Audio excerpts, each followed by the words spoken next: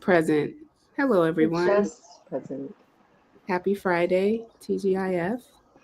Grateful to be here with you all. So far, Tanya, we're live on Instagram and YouTube, and eventually, oh, here you go on Instagram, YouTube, and Facebook. So say hello to the collective, Tanya.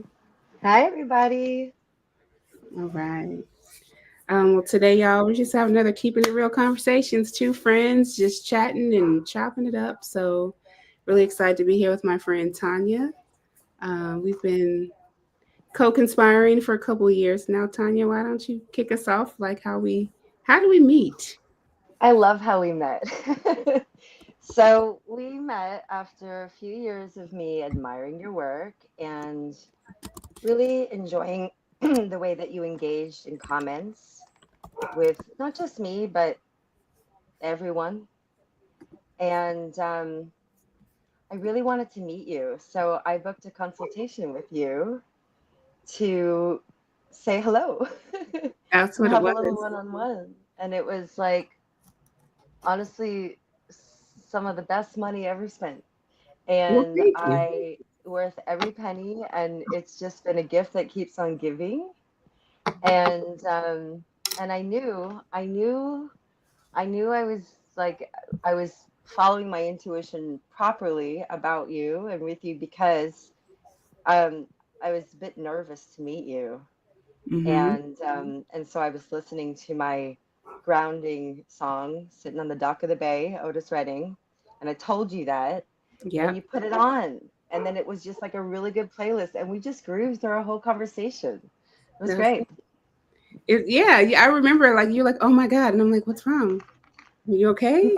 And then we just went to Spotify and we just listened, and it was a really great conversation. And now here we are, a couple years later. I feel like that was a couple years ago. I think it was. I think Yeah. it was. So I'm very happy to be having this. I feel like we've been having this conversation, and I'm so happy to be sharing this conversation we've been having with more people. Yeah, we've been like so for these last couple years, y'all, we've been talking about narcissism, but you gave me some new language around the narcissist industrial complex. Yeah? Well, I am now calling it the narcissistic abuse industrial complex. Like many of us are familiar with like the mental health industrial complex, Mm-hmm. and so I didn't make anything up. You know what I mean? I'm just drawing from this, that, and everything that I'm sort of regurgitating and connecting dots, really, right? And Mm-hmm. so when that language kind of came into my purview, I started going, oh, that's what's happening with the whole narcissistic abuse recovery industry. Yeah. And it's an industrial complex. It's a to me it's become a grift, and like I want to preface everything that comes after in this conversation by saying I know I'm going to say some things that are going to maybe upset some people, or Mm-hmm. um and I want to say to that, if anyone wants to have like a real conversation with me, or really like, not just to get mad at me, but like if somebody has a genuine question or confusion, I'm open. I'm open to that in the future. Oh, that sounds great. So for those of you who are watching live or the replay, if something comes up and you're unsettled, Tanya says that she's open to talk about it, to chat about it, and to see where the conversation goes. Um, it was Yeah, I am. it was in the very first, I think, Check Your Privilege book I ever wrote. There's like two versions of it where I actually wrote like I feel like we're in a narcissistic relationship with America and its systems, and we're all codependents.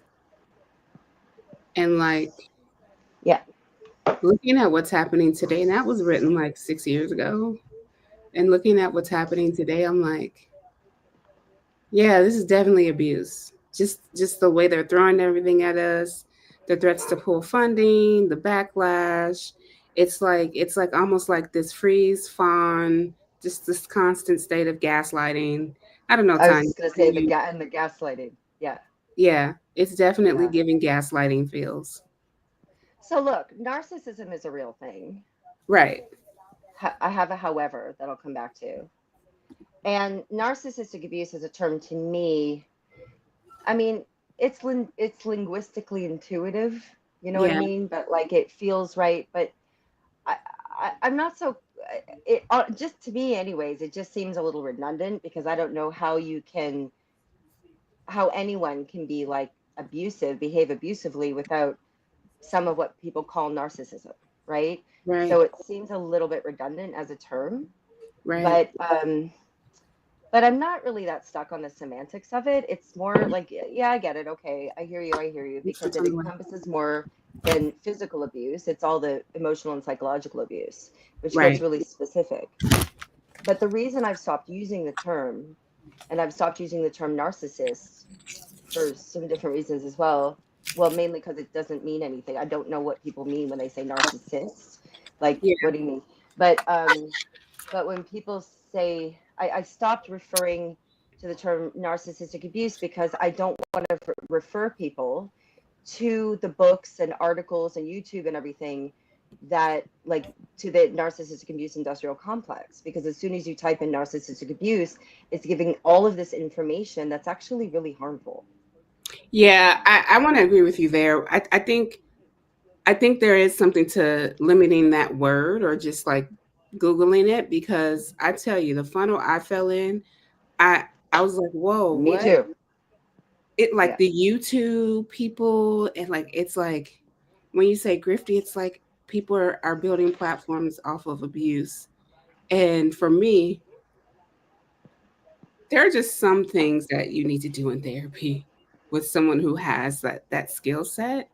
And me personally, just because I have the experience in recovery from abuse, Yeah. like I can go to peer support group, but I would only feel comfortable if it was facilitated by a therapist.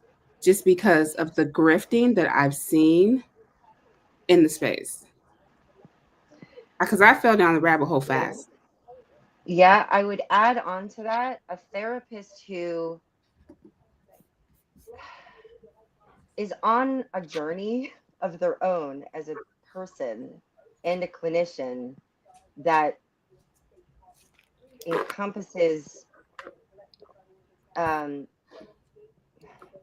an effort to decolonize That part.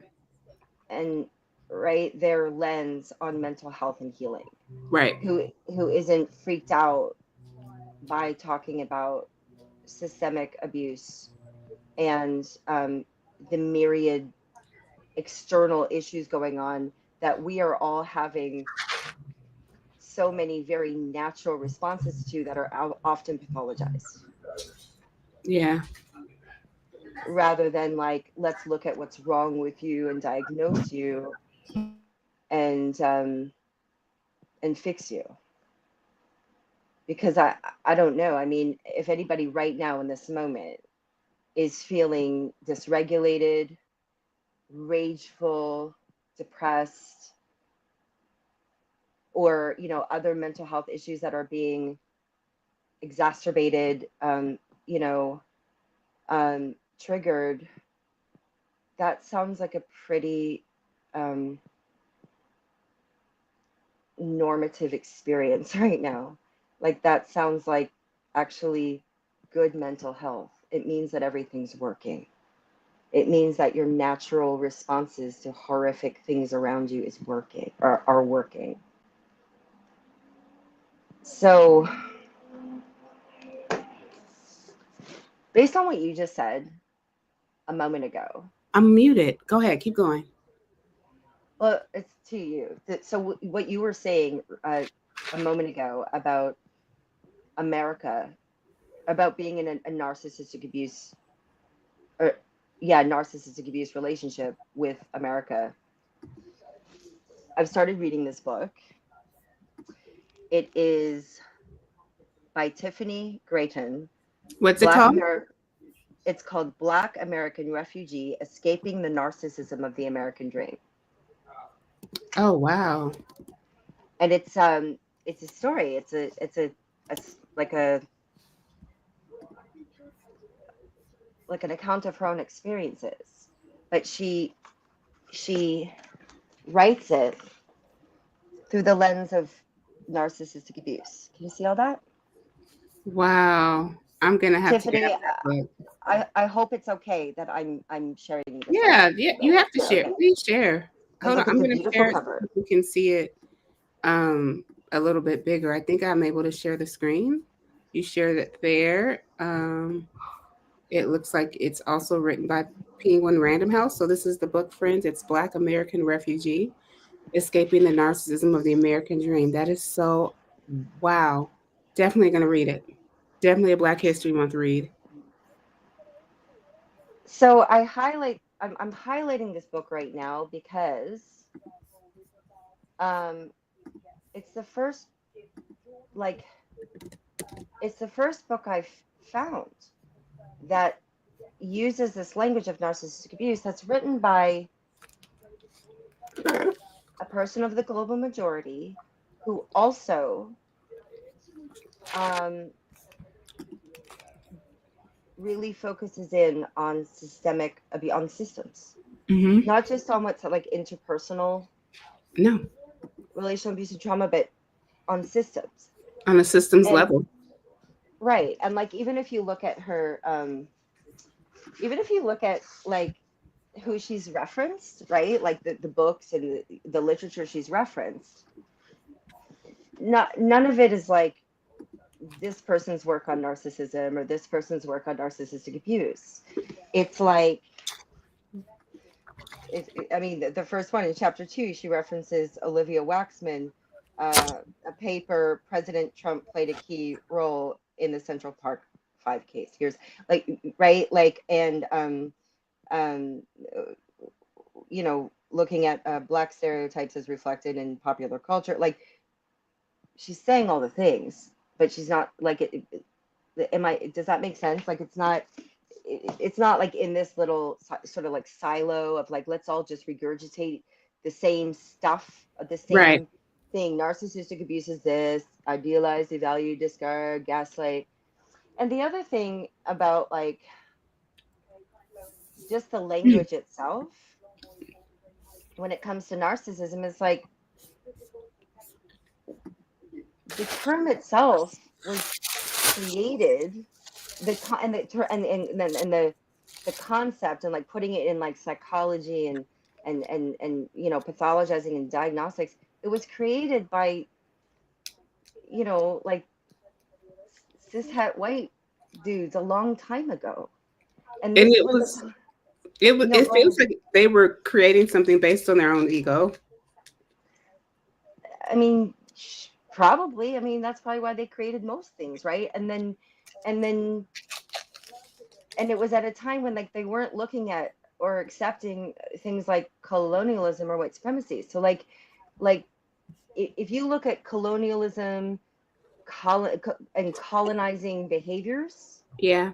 and you look at like cis hetero capitalist ableist patriarchal white supremacy behaviors Yeah. and culture, Yeah. that's actually a more accurate Description. and descript like terms it's a more accurate to me lens Yeah. to look at the behaviors that comprise what we call narcissistic abuse, which we should Yeah. probably name. And I think that's why like when I started doing a lot of work like around addiction and recovery, I was like, huh, wait a minute. This is the same thing. It's all connected to Right, the behaviors. It's all like this is something that is deeper than we even know. Like you right, definitely have to recover yourself from the level of abuse from this system. And it is a right. journey. It is what it is. Yeah. Just a second. Keep talking to Okay, I'll just say things. So I don't personally think, and I didn't even tell y'all who I am, and I forgot. So okay. um, I'll just say really quickly, I'm a licensed marriage and family therapist in California, licensed in California. I'm Canadian, so I'm worked in Canada and Toronto for several years before I came here, and I specialize for quite a long time on relational abuse and trauma and helping people navigate, um, heal through, recover from um, abusive, coercive, confusing, and oppressive relationships, systems of control, cults, really coercive and controlling family systems, Oh wow. um, things like that. And there's so much similarity, like, similar things coming in for people, whether it's one abuser or colonizer who they're leaving, Hmm. or trying to leave, or trying to just figure out how to navigate if they can't leave. I And have there's, yeah. That's a deep thing because one of the things I'm thinking about just hearing you talk is this idea of like, okay, so if this larger system of America is a narcissist and we're all codependents, what does that make us with each other? Codependents? Or So, can I push back a little bit? I'm just wondering. Yeah. Okay, so this is just me. So, to me, codependent behaviors, I don't know if that's something that's necessarily intrinsic in everyone. Like, I think you can show up codependently with this person and not with this person. So, and for some people, it might be deeper and more like, is pervasive the word? No, like, more broad with more people. And I say that because sometimes we find ourselves in a relationship with someone where we behave in ways that mirror codependency, but Mm-hmm. it's for survival. So there's different reasons people please or mask or placate. Mm-hmm. Sometimes it's to protect, like, ourselves from being disliked or rejected or Mm-hmm. that kind of thing, judged. And sometimes it's literally to survive, which could be not get fired, which could be not lose your home or custody of your kids, or not get physically assaulted, or like to keep a person happy with you, like give them that reflection of perfection they need. um so So I huh okay. No, keep going. Keep going. Keep going. so like so I get confused sometimes, like when we're talking about codependency, or I'm in a conversation where that's coming up, I'm like, I don't know what they're talking about. It's like, it's just language, right? Like every word, like one word is going to mean one thing to you and to me, and it's going to be Mm-hmm. different, and we're going to be a Venn diagram. Like, right, Right. there's some places where we will have a really very bang on, yeah, we mean this, but then there's going to be some stuff over here for you and me that we're not aware of, that we're thinking or associating with the word. So, and codependent is one of those words, and narcissism is 100% one of those words, right? So, like, what do you mean, right? So, like, So it's, I guess when I think of codependency, it's not knowing where you end and where someone else begins. It shows up in white saviorism. It shows up in the way that white women act around black women, or all people actually act towards black folk. Um, yep, so okay, codependency, if you look at white fragility, white fatigue, white shame, I try to believe that any of those white words, white silent, all of that happens because of black resiliency. So that means that you codepend on my resilience to do your work in liberation. And you're codepending on me, like moving forward and my behaviors. You don't make a move until I make a move. And the best other way I can say this in my experience of uh-huh, liberation work is, here's the example. If I don't say free Palestine yeah, every day, that means that I don't believe in a free Palestine, so you can't be in community with me. But okay, I do say free Palestine. And so if you can only depend on me because your relationship with me is dependent on me being always in alignment with your values. okay. So, can I tell you what comes up for me when you said all of those Mhm. words that were like boom, boom, boom? Yes, exploitive, um, um, parasitic, in terms of the dependency on you for me to do something, Mhm. and cult. So, I mean, So then we um, could say the United States is a cult. that feels more accurate to me. But in the So, code, or you have to certain, codepend on each other for survival. And it's all words, right? Like etymology of words, words have meaning. I personally think the goal could be for all of us to move from codependence to interdependence.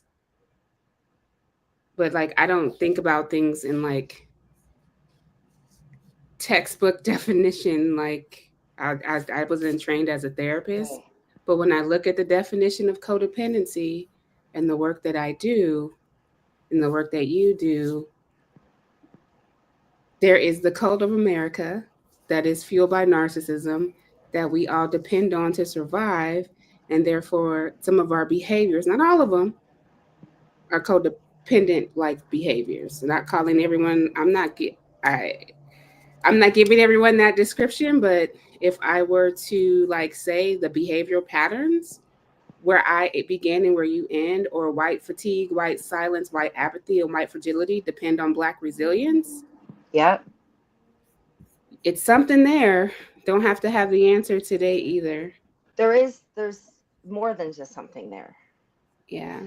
Like, there's all the things right there. I guess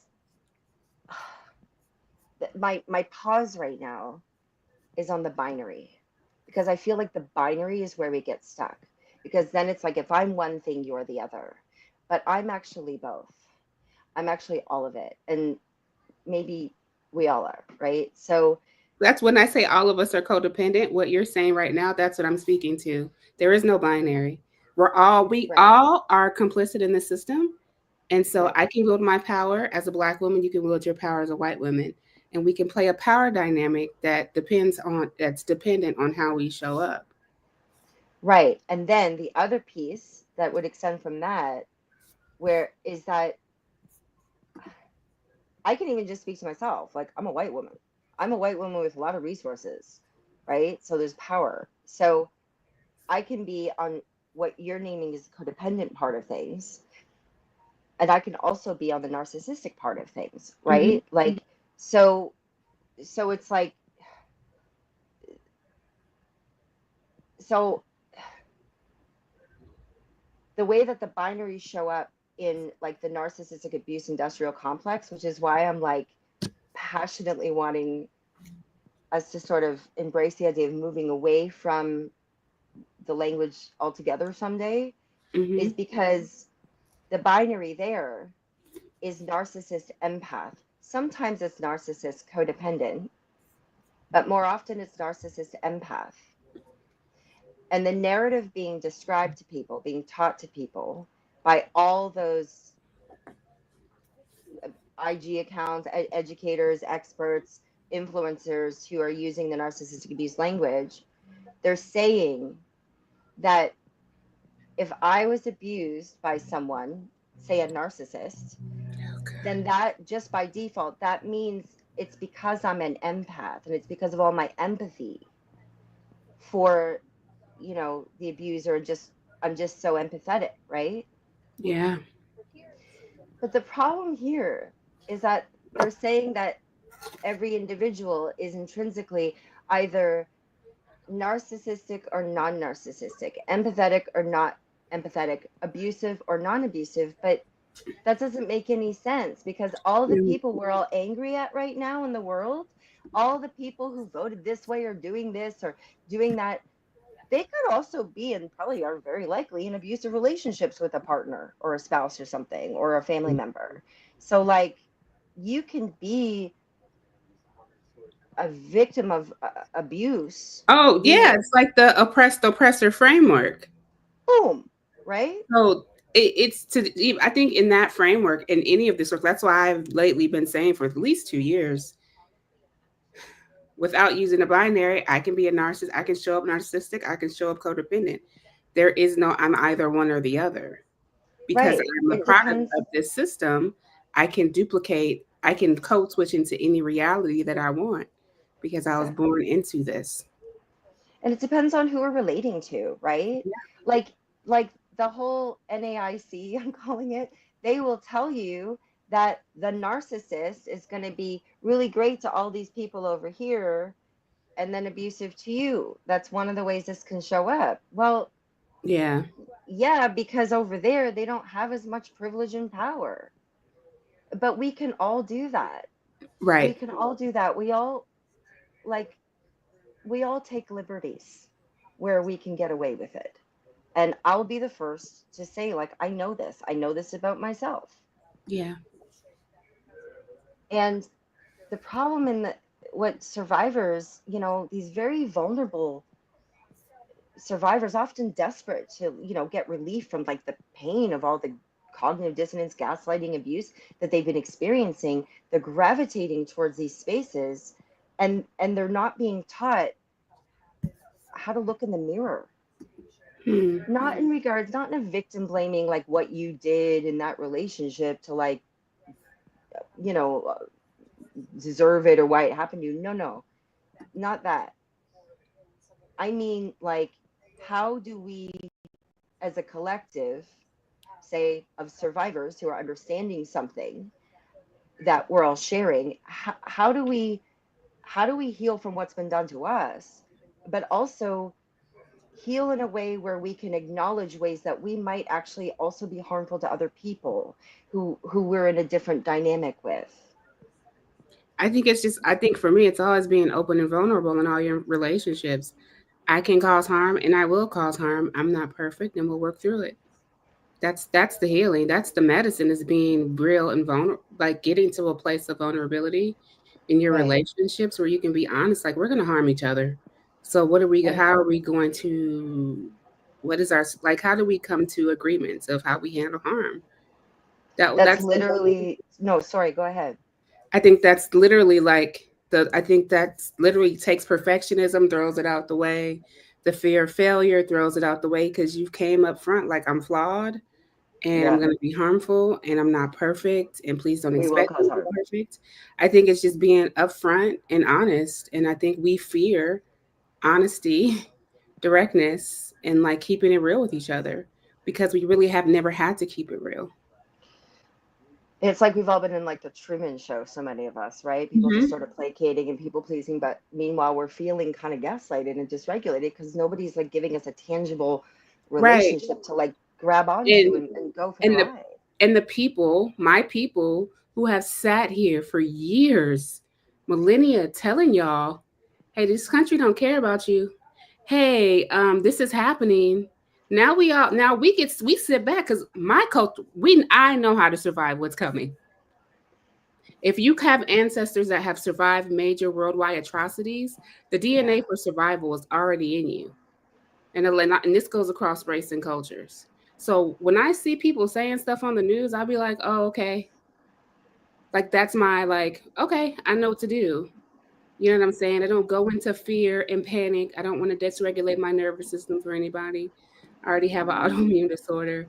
But it's just like to be part of the group who has been telling the collective, hey y'all, um, this ain't working and this ain't it, and we need to be relatable and interdependent and build community. And people still don't want to listen. I just gotta let it go with love and be like, okay, I'm here right, when you're ready. right. Go right That's back. one of the gifts of a community like yours, that I'm not just blowing smoke. I'm serious. Like in your community, we we do learn how to sit and tolerate the discomfort, Yeah. and how to be real with each other. And it's really uncomfortable, but that's being a person, that's being in relationship with someone. And And we we, don't know how, it's, to your point, we don't know how to do that. We don't know how to relate to each other. you know, we don't know how to like what I feel like what you're talking about really is like, it's like the opposite of fragility, right? I'm just going to say ego fragility to cover the whole thing, but like, Hmm. so some people might say white fragility, but it's deeper. It's all the things, right? So our, and some people would call it the narcissistic wounding, and like the psychoanalytic, it's the same thing. So it's basically, when someone, I don't know, calls us in or brings something to our attention or gives us constructive feedback or says you hurt my feelings or you offended me, like, can we talk?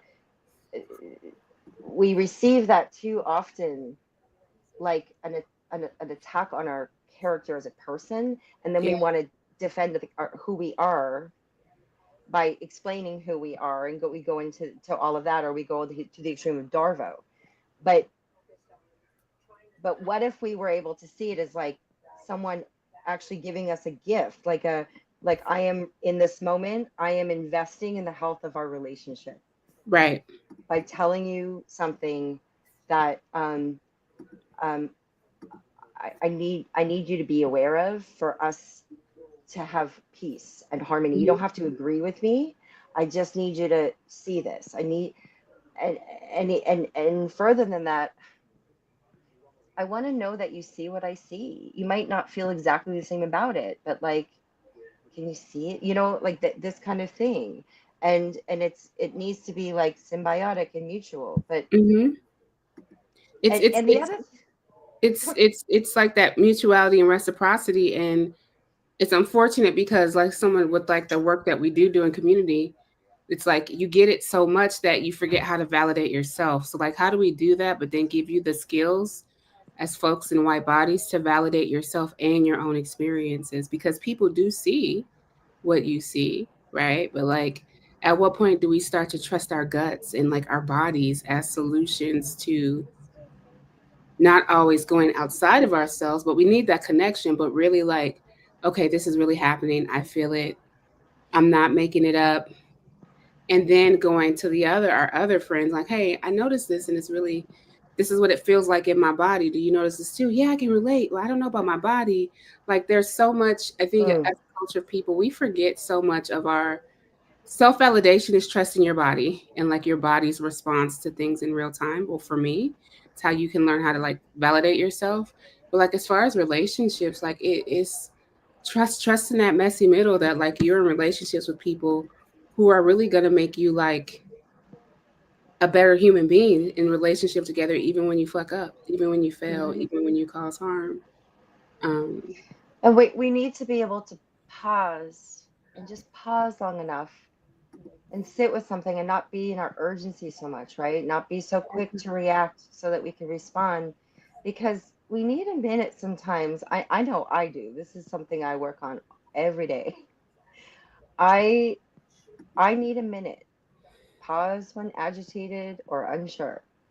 yeah. I need a minute sometimes to know, is my intuition telling me something right now, or am Mm-hmm. I triggered? Mm-hmm. And am I maybe gaslighting myself a little bit? Am I sabotaging something a little bit? Am I reading into something? I'm not sure. I'm going to validate my feelings. I know I feel this type of way right now. Mm-hmm. But is it really because of A, B, and C, or is it because of one, two, and three that happened many years ago, right? And Right. and and am I confirmation bias? Am I triggered? Because sometimes we can get triggered into a place of like alarm bells, right? Like that amygdala hijack, that survival mode, Mm-hmm. where it's like we picture the worst case scenario. We picture what our core belief about something that's not so good. Like Right. I'm unlovable, I'm Yep. unworthy, or I'm I'm unworthy. not Nobody loves I'm me. Nobody unsafe. cares about me. Yep. I'm unsafe. And then we're going to look for the evidence that Oops. that's true with a person, with a group, right? We're going to look for evidence that that's true. Yeah. And that's all we're going to see. And that's when we're triggered, right? Absolutely triggered. I'm out here drinking out of a cup that everybody's talking about we should be boycotting. Somebody's triggered because I just drunk out of a cup from an organization that people are supposed to be boycotting. And I'm just here to tell y'all, be disappointed. It's not my job to fix it. You know what, Maisha? And that's the being human, complicated, messy part of this work is, and that goes to the codependency. We're gonna all do the same thing. And the minute you don't do what everybody else does, it's like you don't belong in the community anymore. You're exiled. Can I say something very controversial that's going to make people upset? Yeah.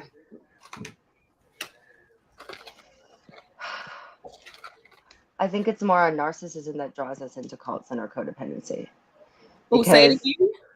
I Say it think again. that I'm going to say this. I'm going to say this because I trust you and I trust this process. I believe that it is our narcissism that draws us into cults more than our codependency. And I don't, Ooh. and the reason why Mm-hmm. is because these spaces, they offer us an opportunity to ascend in some way, to be better than someone, Mm.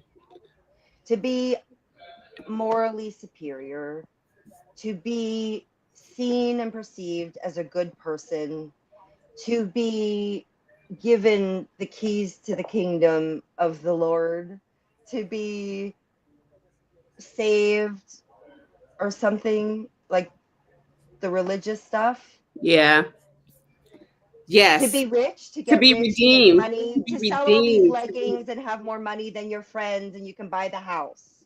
Oh my God. But let me redeem this. None of us stood a chance. In No, the none. systems that we're in, none of us stood a chance to not internalize these desires. Nope. Do you want to start a thing called Check Your Narcissism? No, I'm just joking. But I No, don't, I don't want to start that thing, but we can use the hashtag. That's fine. fine. But I do think that we need to first accept that we have it in us. Narcissism is, it can be, it's just a thing we all go I mean, to, we but all it's, deal with, right? It's a part. Like if you look at IFS therapy, we all have yeah, a part. yeah. It can be adaptive or maladaptive, Mm-hmm. right? Like if I'm with my little dog and the coyote is chasing my little dog, which I don't have and I wish I did, and I'm open to a really cute small rescue, but anyway, but like if I'm with my little dog and a coyote or two is chasing us, my empathy is way down. I don't I'm not I don't think the I don't have the coyote's resources mean. to have that right now. I think the coyote is mean and bad. And even though I have no empathy for the, that's not true. I would probably try to figure out. But anyway, I have no empathy for the coyote and that it's just trying to survive and get Yep. dinner. And I'm gonna devalue the coyote and I'm gonna value my little dog, and I might even kick the coyote or use the stick or something. How awful, right? But we have these moments.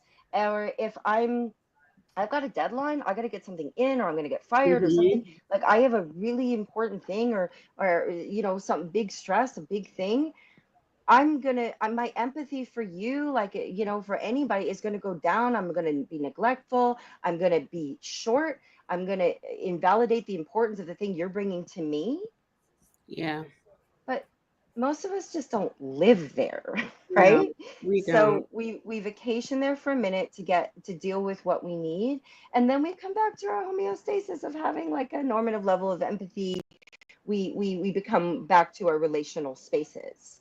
But Yeah. when we are dysregulated, overstressed, freaking out, then our narcissism helps us to stay focused on the thing. It hurts other people sometimes or disappoints them, maybe even harms them. But, if we have the ability to apologize, to be accountable, right, and to come back to that relational place, a lot of people really don't are not able to do that. Some people say it's because of a mental health issue. Some people, like me, say it's because they don't have to. Mm. If you don't have to care, if you don't have to treat people kindly, if you don't have to be accountable, if you're protected by society, if you're protected when you do wrong, then Yeah. you might not try so hard to not do wrong and Right. just do what you want. Yeah. So, I don't see narcissism as the cause of relational abuse and trauma. I see privilege, like someone's proximity to privilege, power, and protection from accountability. Hmm. Let me They sit can't, with that. it's okay. Narcissism is there, but like we all have it. It doesn't cause us all to be abusive. It's like, what's going to make our narcissism freak flag fly? I want, like, I'm like, yeah, I'm like, yes, and I'm like, And and yeah, tell me. and as a woman that's the descendant of black enslaved black folk and indigenous folk whose body was stolen from land and whose land was stolen from them, I have to sit back and really think about like this, like it would be easy for me to say, Y'all are the narcissist white folks, So say it. right? Because it's like the things that you all have to unlearn almost come innate to me in my being. And so it's even like, yeah, it's interesting. I don't have even have words formed, but there's something about like if patriarchy and white feminism are basically the same thing, and I will die on that hill. It is the same thing. I'm Okay, with you. white feminism is the same thing as Hmm. patriarchy, and we know that this was created by these men for to assert power with their own egos. It's like they were talking about themselves. Mm. And we know historically, we'll just use white women because that's what we use a lot. We know they depended on black women to caretake for them, not just their children, but their feelings and their emotions. Then I really have to think about like in relationship, and I'm only speaking for the Hmm. black experience Hmm. because that's the only experience. It seems like yes, friend, colonization and imperialism are like narcissism, and if Hmm. that's all you know culturally, I am not diagnosing anyone, but it does give me information. So for me, I'm just taking this as like I'm processing in real time, y'all. And this is really good data and information because for me, then I need to like get them a little bit more clear and like go do some journaling and like challenge what are my judgments and beliefs and assumptions. But there's something to the history of having a black body in this country and thinking of the idea of narcissism and being maladaptive and adaptive. Huh. I'm just processing out loud. No, there's nothing more to say. Can I respond to you? Yeah. Yeah, I felt what you were saying, and you're saying something that I don't have the ability to say or feel in order Yeah. to say it, but I but it's resonating very hard. Yeah. So,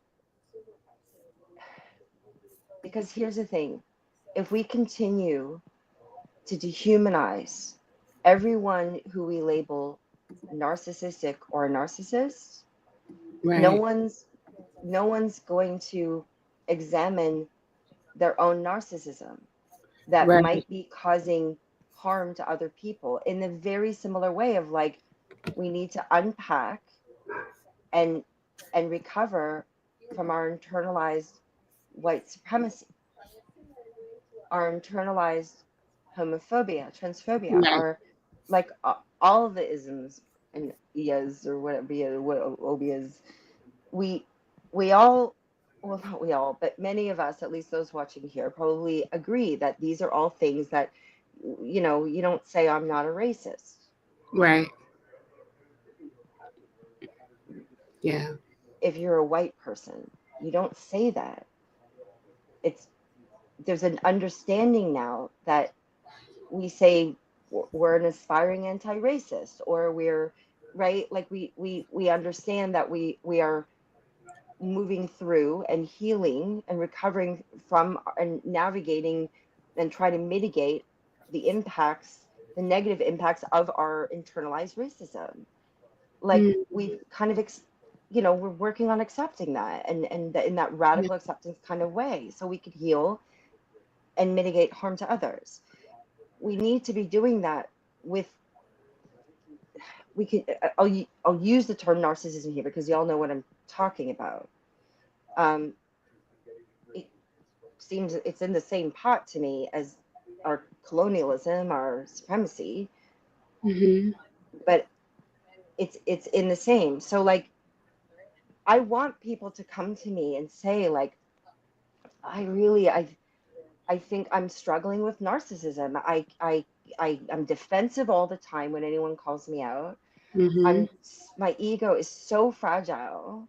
I'm I do that Darvo thing that I read about. That's me. I, like someone called me a Karen, whatever. I'm invalidating, I devalue those who don't seem to serve me in some way, like whatever came to be that they thought, they're dealing with some narcissism. Come on in. Let's talk about it. We Hmm. need to see this as something that like humans Yeah. experience, not just those people over there. Yeah. Not I just think them. it's not just one group of people. It isn't all of us, and we all have work to do around it. Um, We there's all no gaslight.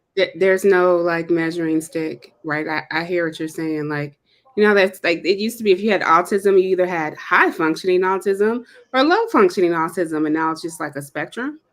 But yeah, And yeah, if your narcissism feels a little off the chain, it's probably because you're really, really hurting.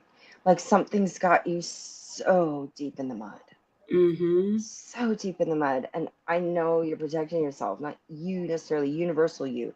Who's yeah, ever watching this, if it feels really like, oh my God, like, I know it's because you're hurting. I am not talking about like people who have some kind of, you know, neurological condition that would look like psychopathy and just don't care and just will never have yeah, empathy. I'm not talking about that. yeah. I'm not. And narcissism, it's not a clinical, it's not a diagnosis. NPD is a diagnosis that shouldn't even exist.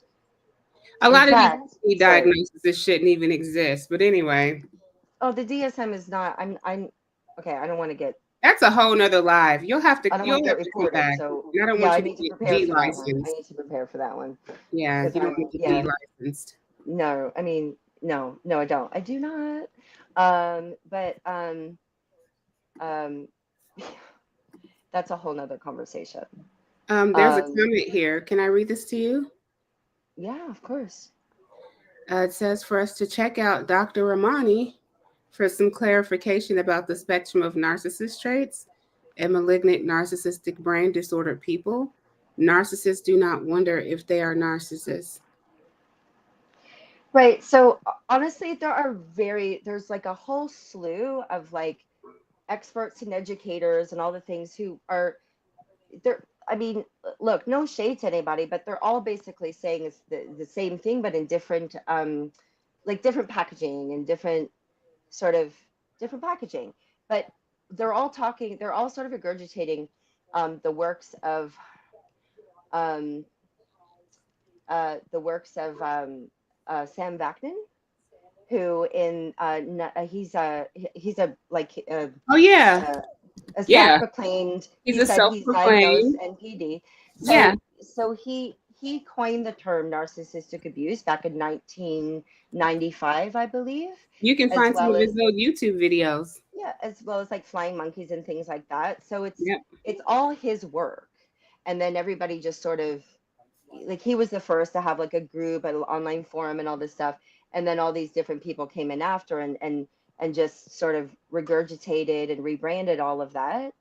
But they don't but Sam Vaknin, as well as all these other people, they um they sorry, I lost my train of thought.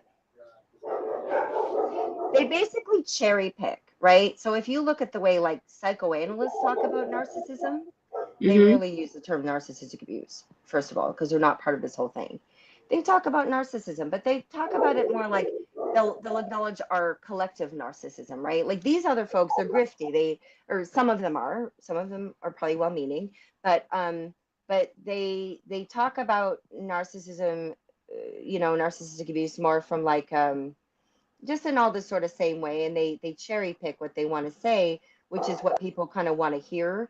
But psychoanalysts who have been looking at narcissism, like Eric Fromm comes to mind. He talks about like nationalism as narcissism as an example of group narcissism or things like this, and our kind of normative group narcissism we can get into thinking our group is better than someone else's group. So they acknowledge the systems. In fact, like most of the white, like the really well-renowned, like white trauma, white experts and educators on relational abuse and trauma, they all talk about systems. They all talk about systemic oppression. The only place, like healing space or whatever, for survivors where you can not be quote unquote burdened by having to sort of examine your own biases, negative biases, or or talk about systemic oppression or watch your language, right? To not be offensive and oppressive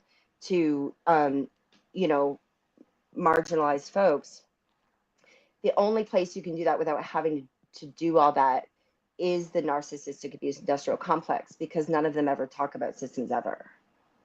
Like ever. You won't see words like intersectionality by any of the experts and educators on narcissistic abuse, who That's are really, like the best that's sellers. something that I have to stick a pin in. We need to come back to that conversation because I have to go teach a class. But there, that is something to think about, y'all. You see all these people talking about narcissism, but you don't see them talking about liberation and of intersectionality. Never, never, I never, want us to never, think never. about that when Tanya will be And back again and we'll finish off. if you are a marginalized person, I'm queer. I didn't say that yet. But when I was in that space trying to heal from stuff that was done to me or that I experienced, I had to pretend I mattered. I had to pretend that what they were saying applied to me, because they never mentioned me. Hmm.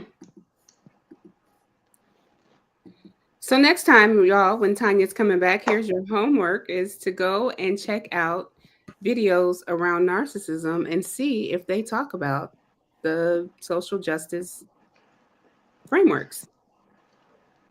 And in the backs of the books, the best-selling books, in the references, you won't see any people of the global majority experts on relational abuse and trauma. And if you do see their name, it's a little epigraph, like one of those, a little sentence, a wise sentence at the top of a chapter. Never discussed in the body of the work. Huh. It's something to think about. All right, Tanya. Anyway, I'm done. This was great. Thank you, We're thank going to you, have to thank do you, this thank you. again. I want to say thank you all for watching live, and Tanya will get back on here so we can finish the conversation. Thanks, Wade.